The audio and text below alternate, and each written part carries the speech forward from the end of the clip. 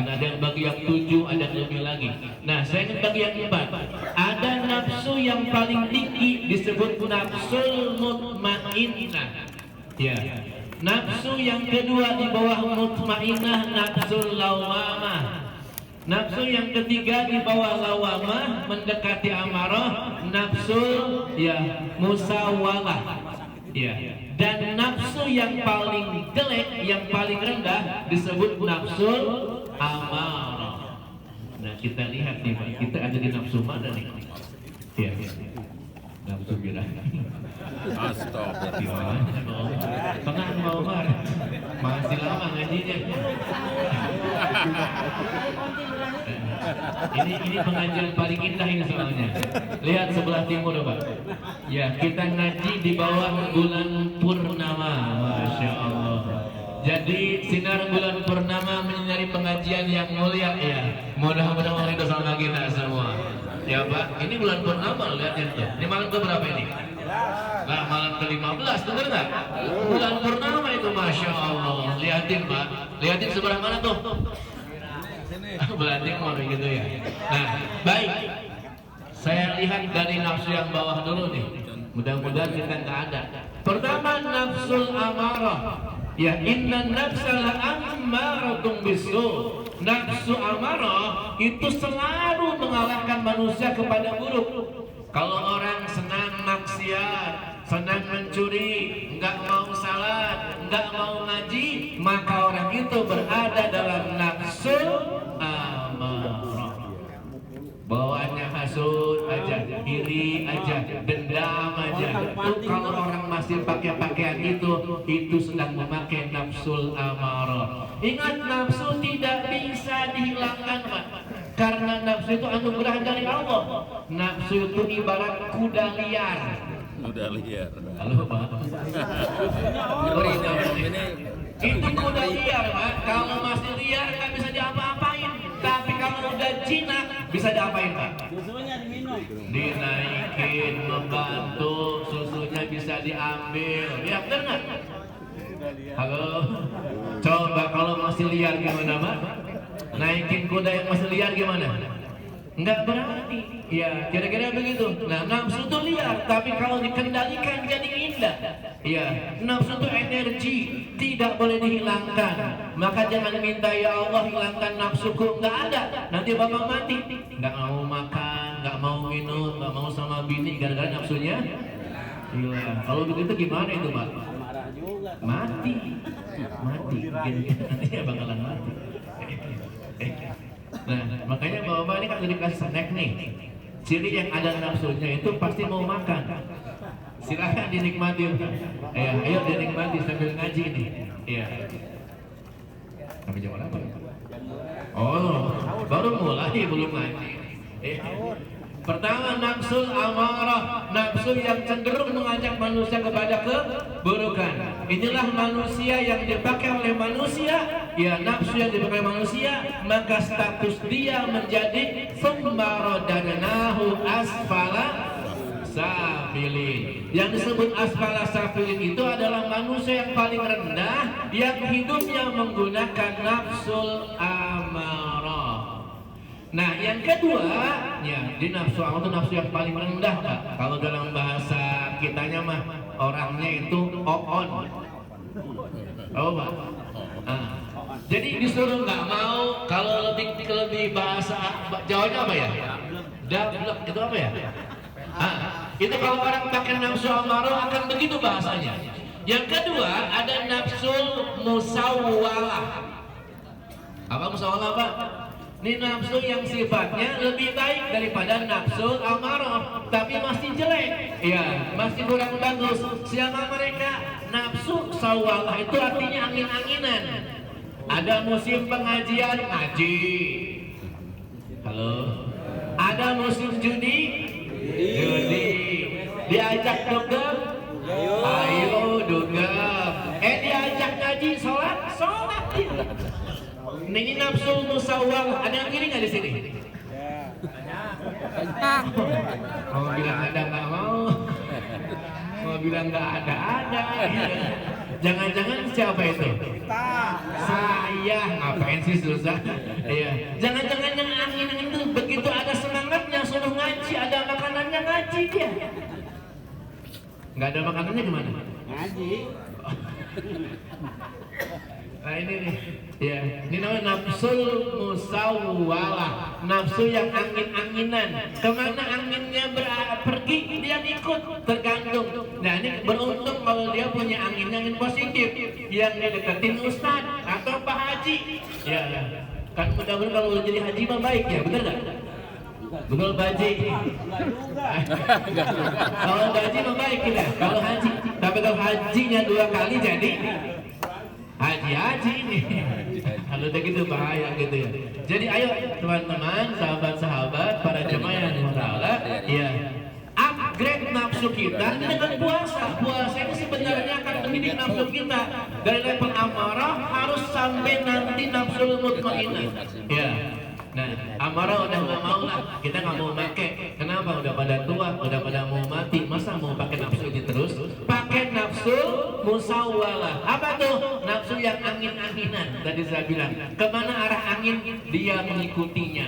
Ya. Yang ketiga, nafsul lawwamah. Ini udah mulai positif nih Pak. Kalau tadi 2 nafsu negatif. Ya, nafsu lawwamah gimana? La uqsimu biyaumil qiyamah wa la uqsimu bin nafsil lawwamah. Nah, nafsu lawwamah adalah nafsu yang ini kalau bahasa kita itu masih berat banget. Contoh. Halo. Halo. Ini contoh yang lawamah gini. Ada undangan ngaji, undangan pengajian. Ini bilang begini, aduh ngaji enggak ya? Dulu masih apa sih ngajinya? Aduh berat banget kayaknya. Tapi ujung-ujungnya ngaji Pak. Itu namanya nafsu lawamah. Dengar suara azan subuh. Allahu Akbar, Allahu Akbar. Ini setannya masih ada di masjidnya. Masjid jangan ya. Siapa sih Bang? Lama lagi baca. Tapi ujung-ujungnya ke masjid. Nah, ini masih nafsu lawamah, Pak. Ini masih bagus nafsu kayak gini nih. Ya, walaupun masih berat. Ya, suruh ngaji berat banget, tapi ngaji juga dia. Ya, suruh baca Quran berat banget, tapi baca Quran juga. Ya. Ini kira-kira siapa nih? Saya itu. Bener nggak kira-kira nih? Ya. Bukan yang lain, siapa itu? Saya. Yang masih berat banget ya, lagi asik Pak, lagi asik nih kumpul di pos dengar suara azan. Allahu Akbar, Allahu Akbar. Tanggung. Masih lama nih, tapi ke masjid juga tuh, udah lawamah Pak. Tapi kalau dia enggak tar aja masih asik kan temennya, udah tanggung nih mau menang.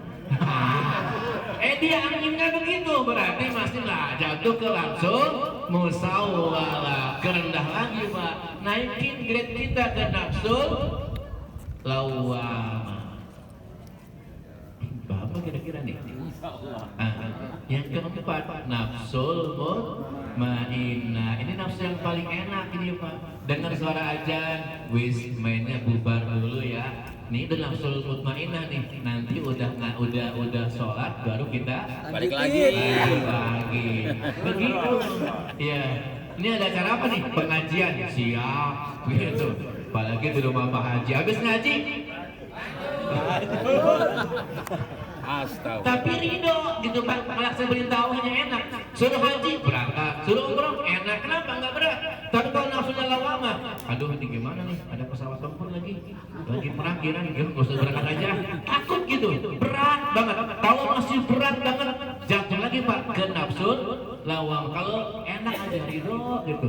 Sholat ayo, ngaji ayo, apalagi nih kumpul kebaikan ayo, jauh orang ayo, semangat terus. Nah itu nafsunya nafsu mutmainnah. Itulah orang-orang yang dirahmati oleh Allah, yang langsung kalau nanti meninggal dunia disiapkan surga, dipanggil tuh, ya ayyatuhan nafsul mutmainnah, hei yang punya nafsul mutmainnah, irji'i ila rabbiki, pulang, udah pulang. Udah selesai waktu kamu hidup di rumah Nui. Kata Allah begitu, irji'i ila rabbiki, pulang balik kepada Allah. Udah selesai tugas kamu. Radiyatan mardiyah, kamu ridho dan diridhoi oleh Allah. Tuh Pak, ini nafsu mutmainnah. Wadkhuli fi ibadi, kata Allah, udah masuk kamu kelompok hambaku. Wadkhuli jannati, masuklah ke dalam surgaku. Nah, saya mengajak diri saya ya dan jamaah sekalian, mari kita upgrading ya lewat taklim pengajian malam hari ini. Ya, mari lewat puasa kita, lewat tarawih kita, nafsu kita yang dari rendah tadi kita upgrade menjadi nafsul mutmainnah. Saya nanya, setuju nggak Pak? Siap nggak nih? Iya, jadi mulai saat ini kalau disuruh ngaji getap semangat gitu ya. Tarawih nggak ada yang bohong, walaupun temennya nunggu. Kenapa? Saya nggak mau kena angin-angin. Mau angin duduk deh, mau angin terbang kemana? Jangan. Kenapa? Saya punya prinsip Allah yang diutamakan dulu. Setuju Pak? Nah, gimana Ustaz? Biar kita bisa membangun hal tersebut, maka jadikan momen Ramadan ini benar-benar kita berlatih untuk mengendalikan nafsu. Sampai di sini kira-kira sudah paham nih? Baik, itulah.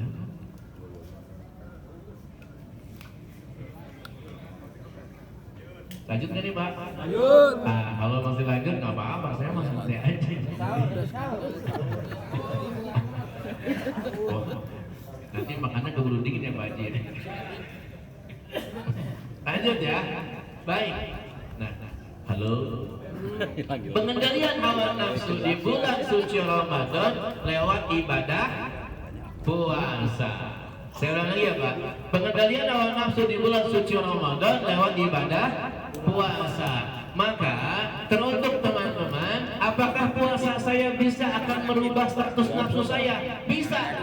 Puasa yang bagaimana Ustaz? Pertama, nih, ketika Anda melaksanakan puasa, Anda mulai dengan rasa bahagia. Saya puasa melaksanakan perintah Allah Subhanahu wa Ta'ala. Latih nih Pak. Ya. Kenapa kalau tidak, Ustaz? Kalau seseorang puasanya karena tertekan, nggak bakal ngepek nanti puasanya. Puasanya karena nggak enak sama orang tua. Ya, anak-anak terutama dia. Wah, saya kalau nggak puasa nanti mama marah nih, nanti ayah marah nih. Kalau karena istri, nanti kalau saya nggak puasa malu sama bini nih. Udah disahurin, udah kasih makan gitu kan ya. Kalau masih karena sesuatu selain Allah, maka pengendalian hawa nafsu lewat puasa akal gagal total. Gimana Ustaz? Bangun sebuah rasa, saya puasa semata-mata karena Allah Subhanahu wa Ta'ala dan saya bahagia di situ. Halo. Yang kedua, ketika kita puasa, latih puasa kita sebagaimana perintah dalam puasa yang menyuruh kita meninggalkan maksiat kepada Allah Subhanahu wa Ta'ala. Latih diri kita jangan sampai melakukan perkara yang tidak disukai oleh Allah. Maaf, Bapak lihat HP, nanti lihat program, ada yang menarik, segera di close. Bila perlu jangan lihat HP. Ya, ada omongan menarik, menggunjing, bila perlu jangan bercampur dalam hal menggunjing. Ya, ingat Bapak saya pernah cerita subuh tadi. Ya, innal bala'a muwakkalun bil mantik. Masih ingat Pak kalimatnya? Musibah itu terjadi, ya, bala itu menimpa, seringkali ada kaitannya dengan apa yang kita katakan. Ya, kenapa? Dulu zaman Nabi ada seorang sahabat Nabi, sahabat Badui, kena penyakit panas. Ya, kata Nabi lah, ba'sa kafaratul lizunubi. Ya, gak apa-apa, ini mah sakit biasa, penutup dosa bagi yang sakitnya. Nyeletuk keluarganya. Ya Rasul, udah 2 hari panas banget, kayaknya bakal menuju kematian. Kata Nabi, ya udah mati aja. Benar Pak. Kenapa? Segala sesuatu berdasarkan apa yang dia dia ucapkan, hati-hati. Aduh, saya tertimbang musibah ini kayaknya berat banget hidup, Pak. Bakal berat terus kalau udah ngomong begitu. Ingat, ya. Halo. Innal bala'a muwakkalun bil mantik. Ya, bala musibah seringkali dikaitkan dengan mantik itu sebetulnya cara pikir, ya. Cara pikir, cara pandang dengan mengucapkan itu mantik, Pak. Maka ada istilah ilmu mantik ya. Halo. Satu lagi nih, ya, saya juga pernah cerita, ya, ada Al-Kazi itu adalah seorang qori hebat, ya, kalau kita mungkin di Indonesia Muammar Jatah kira-kira gitu ya, juara qori, ya, satu saat disuruh mengimaminya seorang presiden Harun Ar-Rasyid, bayangin, ya, namanya imam juga Pak, kalau di depan presiden mah grogi, ya, saat grogi dia baca, oh ya kafirin. Salah apa benar Pak? Salah. Lah semua makmum kafirun. Nah temennya ulama juga nyeletuk. Iya, qori terkenal, imam sampai salah. Itu Pak. Satu.